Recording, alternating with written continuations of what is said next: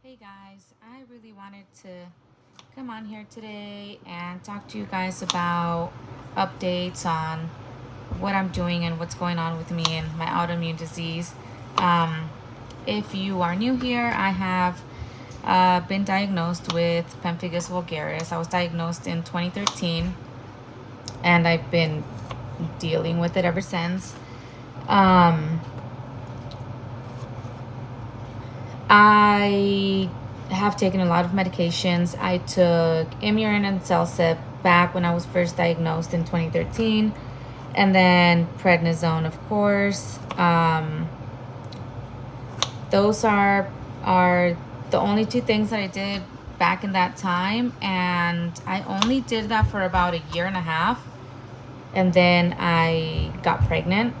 During the time that I was doing that, um, honestly, I had to they started me off with Imuran and it didn't really work. It didn't do anything. It kind of made me like nauseous and have stomach problems. So they switched me off of that almost immediately. I think I was only on it for a few months.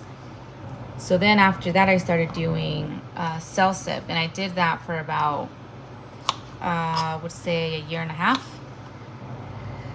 But I ended up getting off of it, which that's going to be a whole nother video and a whole nother story. But I got off of the Celsip pretty much on my own without really telling my doctor, which is, you're not supposed to do that, but I did. And like 3 months later, I got pregnant with my first son. And after I got pregnant, I like got completely healed. So when you're pregnant, your body naturally suppresses your immune system, and apparently it just like helped a lot because my immune system was suppressed, and I got like completely better. I had no scabs, no nothing anywhere. I breastfed my son for about a year, and during that time I also was doing really well. And then after I stopped breastfeeding my son, that's when I started kind of flaring a little bit. It was just like a blister here and there. And then well, we wanted to have more kids, right? So we were like, well, let's just have another one. Let's just try to get pregnant. I knew that when I was pregnant, I got a lot better.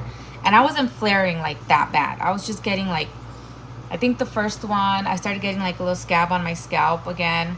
And then after, like, the second one was like a little like blister like on my back right here. Like very mild, very, very little, like only a few blisters in like 6 months after I stopped breastfeeding. And so I got pregnant almost immediately, and I was pregnant for about 8 weeks, and then I had a miscarriage. And so after that, I don't know if because, like the hormones and the immune system, I don't know, I was still doing okay. A little bit of time went by, probably like 8 months after the miscarriage. I got pregnant again on purpose. I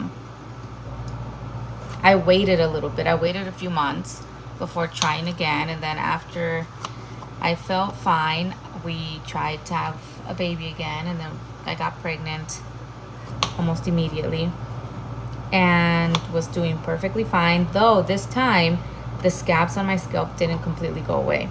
So like the rest of my body did fine, but the scabs on my scalp still remained, like very mildly, very little amount, but they were still there. And after I had my son, my second son, I breastfed him for like 8 months. But right after I gave birth to him, the stretch marks on my belly started to flare up. I got a ton of little blisters on my stretch marks, and I got really scared. I thought that I was flaring really bad again, but they immediately went away. Like after a week, they were gone. They dried up. They were gone, and then that was like it. So I kept breastfeeding my son until he was like 8 months, and then he slowly kind of didn't want to breastfeed anymore. And then that's when I started to flare up really, really bad again. Like really, really bad, worse than ever before. And I was trying to take the naturopathic way. I knew what the prednisone had done to me before, and I really didn't want to be on it again. So, but I also couldn't just get pregnant again. And so I finally went to a naturopathic doctor. We did like the natural way. He tried to help me the best that he could. He hadn't dealt with my disease before. He hadn't helped anyone with Pemphigus vulgaris before. So we were trying everything new. So I spent like the first 6 months trying to do it the natural way, and then it just blew up like ridiculously bad, like way worse than ever. And I couldn't take it anymore because I literally had blisters like in my ears, like around my ears, like around my eyes, like all of my face, like my lips, like my body, my arms, my legs, my feet, my fingers, like everywhere, all at once. Like I had hundreds of blisters all at once. So because I couldn't keep going like that, he got me on prednisone. I started at like 80 milligrams of prednisone, and he said, well, you know what, like go to a dermatologist and see what they can do for you, because I just couldn't deal with the symptoms, right? So I went to a dermatologist. He got me on methotrexate. I was like, I've already done Imuran, I've already done Celsep. They didn't really work that well for me. He said, okay, let's try methotrexate. He's like, the best thing you could do is go on Rituxan infusions. But I really, really did not want to do that. If I was already lucky enough to get this disease, I might just be lucky enough to get the severe side effects of it, and I just don't want that. You know, I didn't want to risk that. I'm scared of it. I don't want to do it yet. I know most people do it. Most people who have Pemphigus vulgaris do the Rituxan infusions, and they have success with it. I get it. And you might think, well, you're dumb for suffering with it when you could just go this route. Sure, you can think whatever you want, but I don't want to do that quite yet. So I did methotrexate. You do that one once a week. And then it actually did okay. I actually was doing better. I was able to taper all the way down to like 30 milligrams during the time that I was on the high prednisone for like 80, 60, 70, all those milligrams of prednisone. I ended up getting Cushing syndrome. I got high blood pressure. I got kidney stones that I would pass like every 2 weeks. I had terrible muscle atrophy. I had to go to physical therapy. I had to take muscle relaxants. Awful, like awful. It was the worst that I've ever been in my life. I thought that I was like, for a whole year, I was like that. I was miserable. I didn't know when it was going to end. And I was already taking prednisone and methotrexate. So I was already trying, right? I gained 40 pounds in 2 months when I started the prednisone. When I started the 80 milligrams, I gained 40 pounds in 2 months. It like like all of this is all like this. I've lost a lot of the weight, but look at how giant these stretch marks are, all like everywhere, like even on this part of my arm, and that's just like, that's everywhere. Anyways, after that, because I felt so awful, I started to like get a little bit on a diet, intermittent fasting, trying to do keto. I wasn't keeping track if I was on ketosis, because you can't keep track, and I wasn't doing that. I was just monitoring what I ate. I was able to lose the weight. I did start losing the weight. I had to work on my muscle strength. I started doing that. So then finally I was like, you know what? This methotrexate is not working enough. Is there something else we can try? I ended up switching doctors because that doctor transferred to Dallas, I think, and I couldn't see him anymore. So I went to another doctor. And I told her, like, I don't want to do methotrexate anymore. I don't think it's working very well. Because I still had a lot of stuff. Like, I don't think that I was getting new blisters, but all of the scabs that I still had were not healing. So she's like, okay, well, we should really get you on Rituxan. I was like, I really don't want to do Rituxan at the moment. Also, I didn't have insurance, and which was a good excuse. I was like, look, I don't have insurance. I can't do that. She's like, well, I would really recommend that you get insurance, and then you start doing Rituxan infusions. I was like, okay, I can't do that right now. Can we do something else? She's like, well, I could put you on Dapsone. I was like, okay, let's try Dapsone. She got me on 100 milligrams of Dapsone. Apparently, you can go up to 200, but Dapsone kind of tends to like you risk becoming anemic with dapsone, and I already always am like anemic. I tend to be anemic a lot, and so they can't put me on more than 100 milligrams of dapsone. You could go up to 200, but I can't. So I stay at 100 milligrams of dapsone, and then I had gone down all the way to 10 milligrams of prednisone. That's where I've been literally for about a year and a half. 10 milligrams of prednisone, 100 milligrams of dapsone. Every time I try to go down on the prednisone, I get to about 6 or 5 and I start flaring again. So I always end up just going back up to 10. I have not been able to go any less than like 5 or 6. And I've been at that. So I mean, you can see like I am doing like perfectly okay. I don't have any like blisters or anything at the moment. My scalp is still really bad. My scalp, like I have like this amount of like scabs on my head that just like never heals. I don't know what is wrong with that.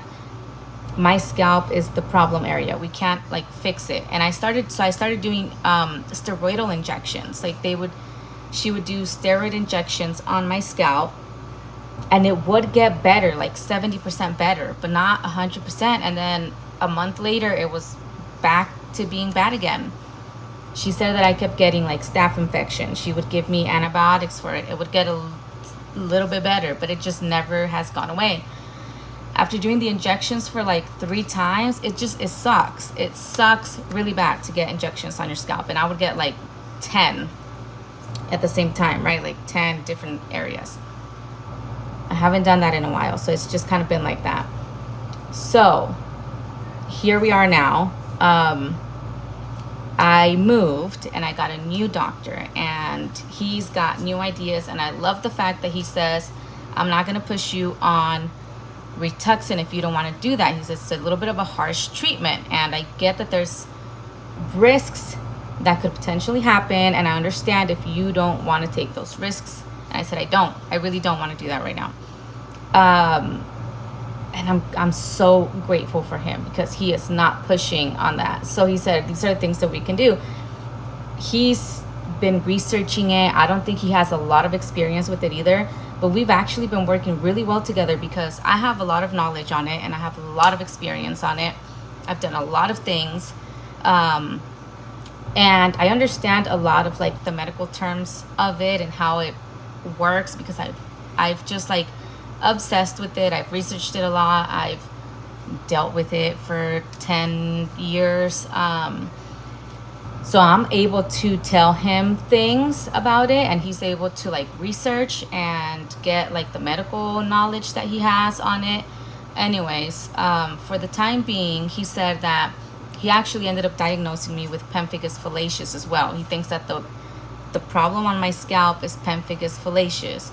So there's like the 3 kind. There's like Bullous pemphigoid, Pemphigus vulgaris, and Pemphigus foliaceus, and it's like the most severe to the most mild. And the Bullous pemphigoid is like the most severe, and then Pemphigus foliaceus is like the most mild. So I have these 2, the vulgaris and the foliaceus. He thinks that the foliaceus is mostly targeting my scalp, because I thought that maybe people who have scalp psoriasis, I've seen a lot of pictures and videos and stuff like that, and it looks pretty much like my scalp. Like it almost acts in the same way. And so I told him, I was like, well, what if we treat it like psoriasis, like severe psoriasis, like scalp psoriasis? He's like, well, it looks like it's Pemphigus foliaceus, which is almost like similar to that. He said we could treat it that way. So this last appointment that I went to, he gave me an antifungal shampoo that people with scalp psoriasis use, and then an antibiotic for your scalp. I've only been doing it for about a week. I haven't seen really any major changes or anything like that. But he did tell me that he has another treatment that he thinks will help me. And I think it's called, oh